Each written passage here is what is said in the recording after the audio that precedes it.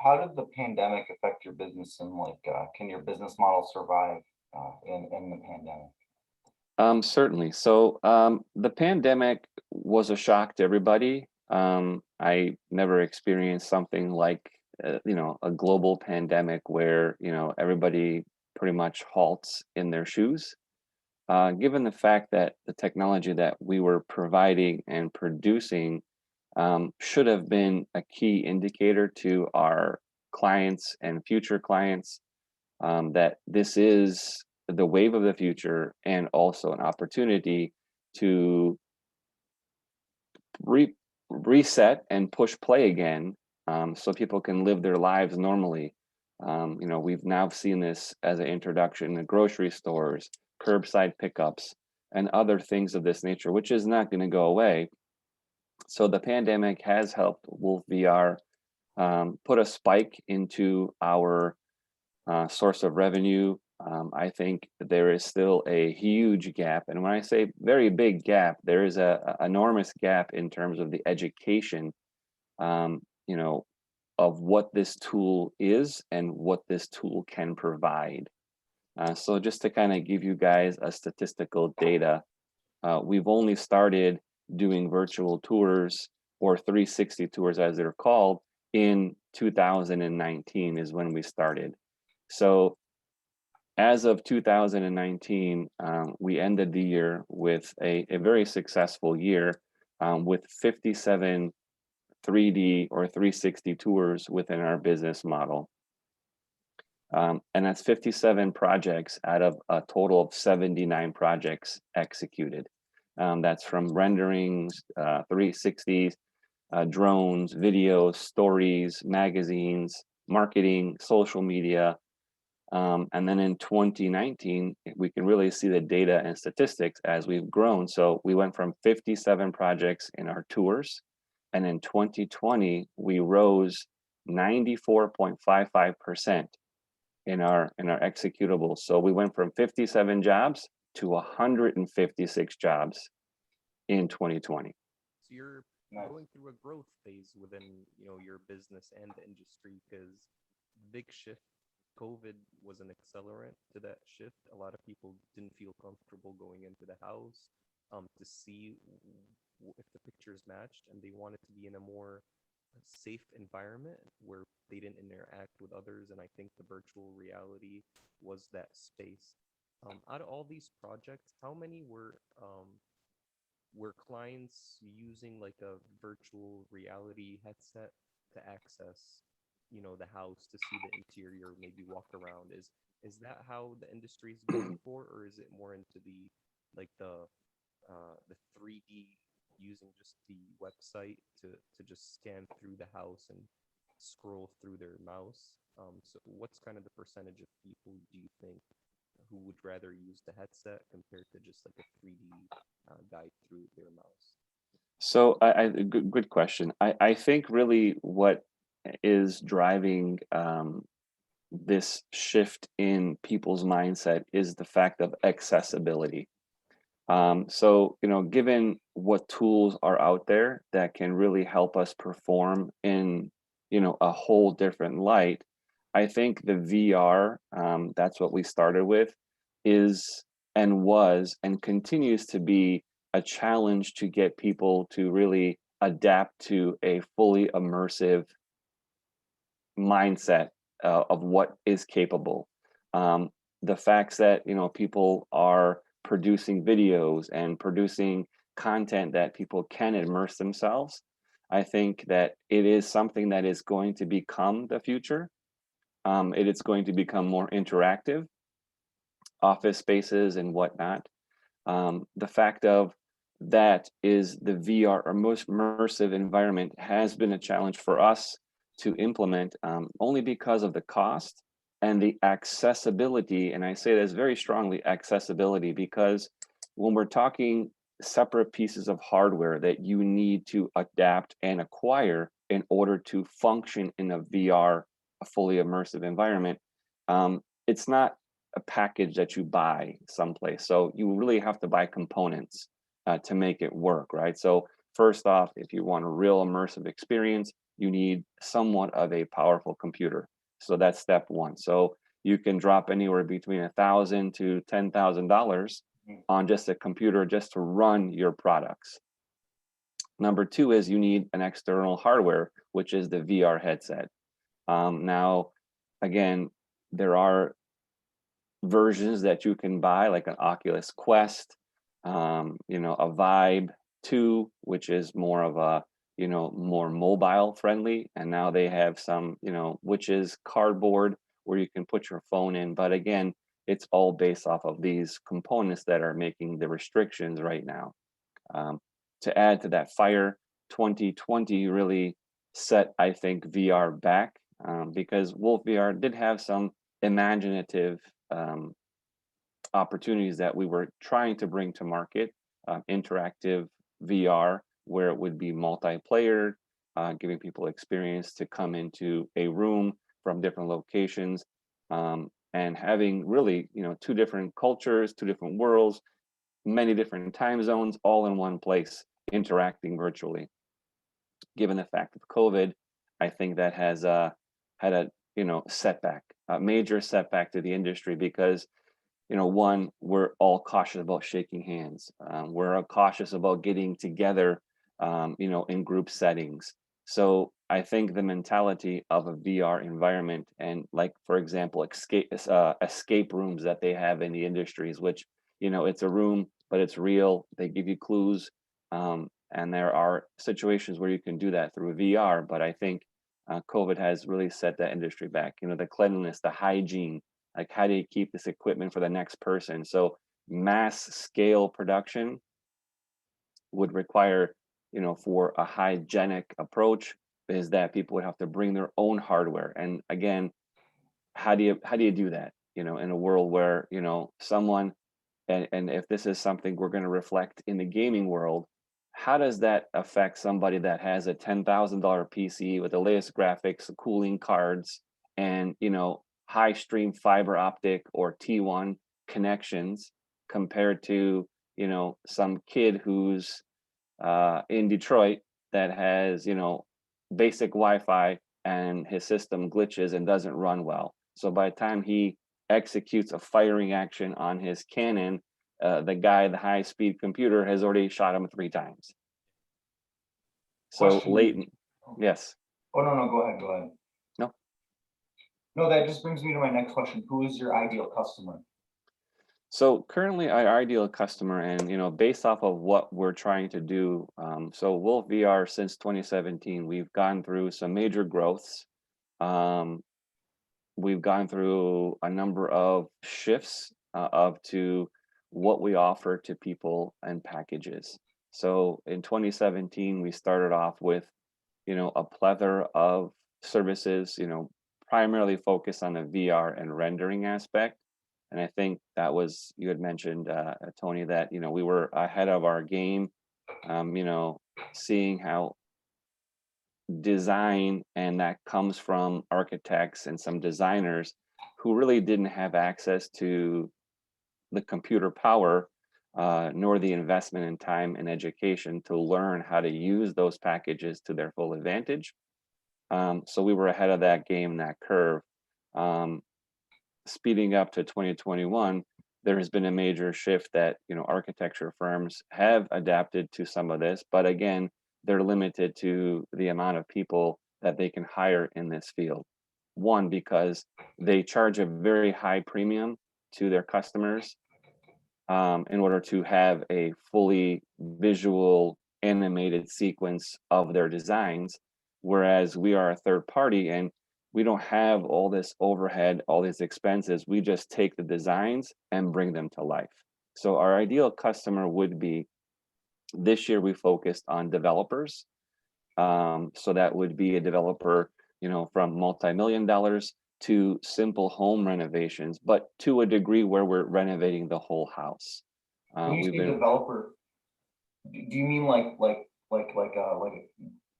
someone on a keyboard working like all the time, like a computer developer, or like an actual like a neighborhood developer? So again, developer is, there's two things, right? So architecture developer would be someone doing coding and whatnot, but no, physical construction assets developer, whether that be, you know, multifamily, single family homes, retail shops, high rises, commercial, industrial, institutional, education, whatever that can be. So when they're talking about renovations, so the budget can be as low as $20,000. And that would be somebody renovating a kitchen or a bathroom, because that's usually the average cost if you're thinking about demo plus the construction, the design. And if you, a lot of people don't think about adding the time it takes to go to these places, vet out property, vet out materials, you know, go to different vendors and source this information. I mean, the sticker price is more than 20, but let's just call it $20,000, you know, for a $300 to $500 rendering of that space before it's fully, you know, purchased and executed. You know, you're giving a visual impact to that owner, to that developer, to sell. So let's say a contractor is looking to come into your home and, you know, build your dream bathroom. So you as the owner have either sourced or have visited, reviewed magazines, looked online, Pinterest, all these different sources to get inspiration, and then you eventually decide that you're going to pull a trigger. Because let's face it, most people don't really execute these construction projects on their own. One, they don't have the skill sets, nor do they know how to facilitate changing of a pipe or laying a floor. Home Depot or Lowe's, I mean, little plug for those guys. You know, they have these demo days that show you how to do it. But, you know, I think thinking about something and actually doing it are two different things. And so a $20,000 renovation with our services, you know, and adds $20,500, let's just say, that gives a clear visual to that owner, that customer, so they can sell that project And I versus a, feel, you know, with the virtual aspect, people can charge a premium because it's also like something for the developer. It's something completely different. A lot of people will probably not have seen this before, and they feel that this is such an added benefit where they don't need to really move have any issues with the developer once the project's done. Because a lot of people, once the project's done, they'll go back and say, oh, I wish I didn't do this, you know, I should go back to my developer, I want this and change. But when they see it ahead of time, they can think of all these changes before the developer has done any work, and it saves costs to both the developer and the consumer, and you know, less waste. Because nowadays, you know, we're getting to a world where we want to have less waste, we want to be more efficient, and this is a tool that can help with efficiency and with bringing the vision into a reality from the first go. So I think it's very valuable. And Michael, where do you see like most of these projects being done in terms of a virtual sense? Are they done in like the big cities? Are they done in the suburb homes? Are they done a lot in Michigan? Are you working, you know, with clients out of state? What's been kind of the general kind of like clientele in terms of virtual reality? In terms of so I guess, you know, before we kind of dive into virtual reality, that's a term that, you know, it's kind of a touchy, it's a very touchy subject with someone that does virtual reality. You know, I think first off, I find myself and I pride myself educating my customers, number one, because they do call and ask me about virtual reality, and then as soon as I tell them that it's $3,000 to $4,000 to start virtual reality, they sort of clam up and they say, "Well, that's not what I was expecting or what I envisioned virtual reality being." But then when I start to educate them on, you know, the differences of costs, time, and then deliverables, they start to really understand, you know, the difference of, you know, you go to a McDonald's and you get a burger and they're already selling you, do you want to make that a combo meal?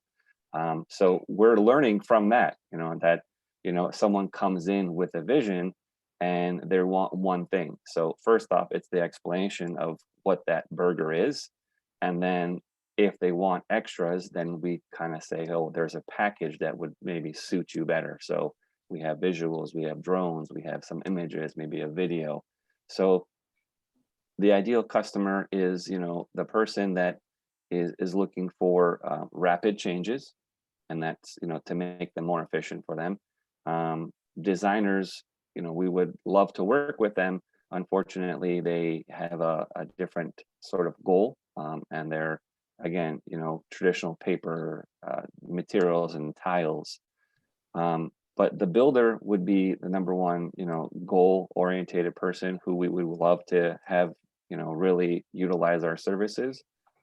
Because I think, as back to that, you know, burger example, they would be more open to purchasing a rendering to showcase their product. But then how else can that rendering, and what else can we do with that data to really immerse that clientele, their clientele, into a better user experience? So I think, you know, given the industry where we're at today, moving forward, I think, you know, the ideal customer for us would be the developer builder. And so everything takes time. Given the fact that we have worked with large scale developers that see the benefit and have really utilized our services, and it's benefited them tremendously. We're now entering into a new market, which is the average developer. And I say that, for example, you know, you're a young professional, you make a very decent salary, you live at home, and you know, you have the inclination of your salary, and you're going to buy a $80,000 Tesla. So that is a model that a lot of people just in general would really like to see come to fruition, that their $80,000 Tesla is going to be sitting in their driveway. However, given the market that we are in Detroit, if you really took that $80,000 and you invested in some of the land bank opportunities that are there, a $5,000 home in Detroit, you get a parcel of land, maybe a 30 by 80 lot that really you have no neighbors because it's just green space, and you take on a renovation. So you buy the property for $5,000. You're now paying a tax-paying citizen, and you need to renovate this project. So, you know, you have $75,000 left of your $80,000 investment on your Tesla. So you take another 40,000 of that. So out of the 70 or 80,000, we take 40, and we add this cost into the renovation. So now your home that you purchased in Detroit for $5,000 added $45,000 to it. So we're at $50,000.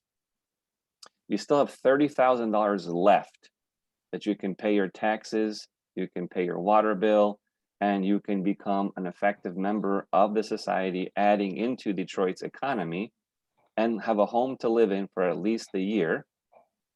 Then you can sell that house for at least a minimum of $180,000. So with a $50,000 investment, $30,000 cash in your pocket, and a year later, you've just sold this house for $180,000. Yeah, that's So basically, you can go now buy yourself 2 Teslas. Yep. And still have money left over to start another project. But the challenge that we face, and this is where we as WolfVR have shifted in the market, is that the education component. There was a recent video that I watched online. I follow a number of people online, and you know, the caption on this one gentleman's YouTube channel was, "I just bought a $700,000 Tesla." And that kind of caught my attention. So I watched this gentleman, and he reviews different products and cameras and whatnot. Are we losing our time here, guys? I think it got extended. They said Okay. they removed the 40-minute limit. Okay. So this gentleman that I was watching on YouTube, he said his caption was $700,000 Tesla. So that really got me thinking. Like, so I clicked on the link, and he had given the example that, you know, he had bought his $80,000 Tesla in cash, and 2 years later, if he had only taken that 80,000 cash to buy his Tesla and invested, so this is back to your company, invested in Tesla stock, Mhm. in 2 years, his $80,000 investment would have yielded him 700,000 in the cost of the stock. Yep. And he could have purchased, you know, 100 Teslas. I mean, that's maybe too many, but you get the idea. At least 10 or 7 Teslas he could have purchased afterwards. So the prime example that I gave you, we're now working with these smaller developers. And again, it's going to be a challenge. It's going to be an education battle uphill for me, but we've got already 2 in our belts. Be happy to share that information with you guys. So we start off with our 3D scan, our 360 scan of the property. We give that client the ability to have a physical asset, which is the plan of the as-built condition. They then take that information that works and work with us to either hire an architect or find some designers to help them within our network, or they can do it on their own. And then that architect or designer, once they're finished their initial designs, they return that information back to WolfVR. We then transition from the disaster, or I guess less than ideal conditions of these homes that they're buying for $5,000. We then create virtual reality, virtual renderings, virtually anything that is a marketing tool to help them sell and propagate this property. And then once that is finished, they're just really honestly just starting the construction process. We're already helped them market.